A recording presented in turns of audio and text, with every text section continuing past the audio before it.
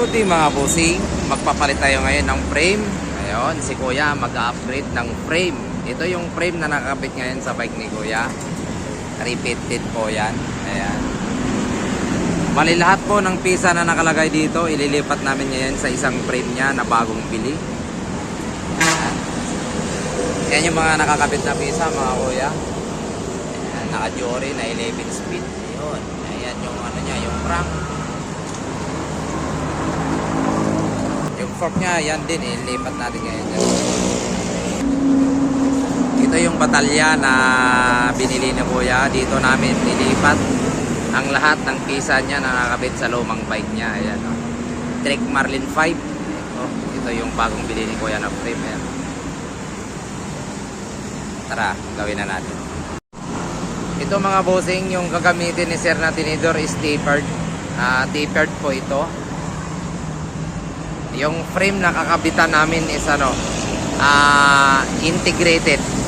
Ngayon ang gagawin natin dito mga boss, para magamit ni Sir yung fork niya na tapered sa non-tapered na frame. Ito yung headset na binili namin, yung conversion. Ayan, oh.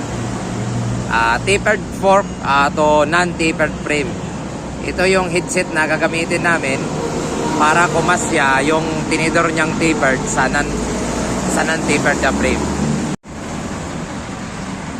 Ito na mga bossing, ayan, naikabit ko na yung tinidor na tapered sa non-tapered na frame. Gumamit kami ng headset na adapter. Ayan na po siya. Ayan, o diba? Astig.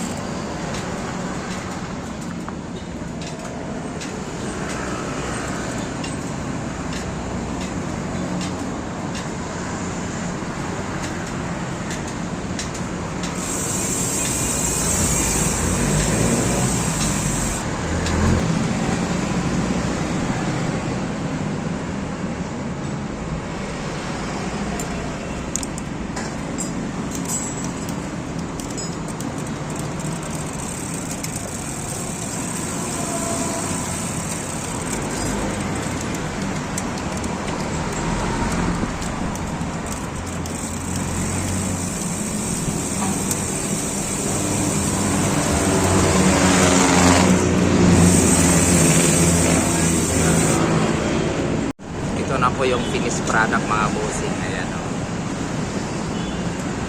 Oh, ayan, diba? Ganda, oh.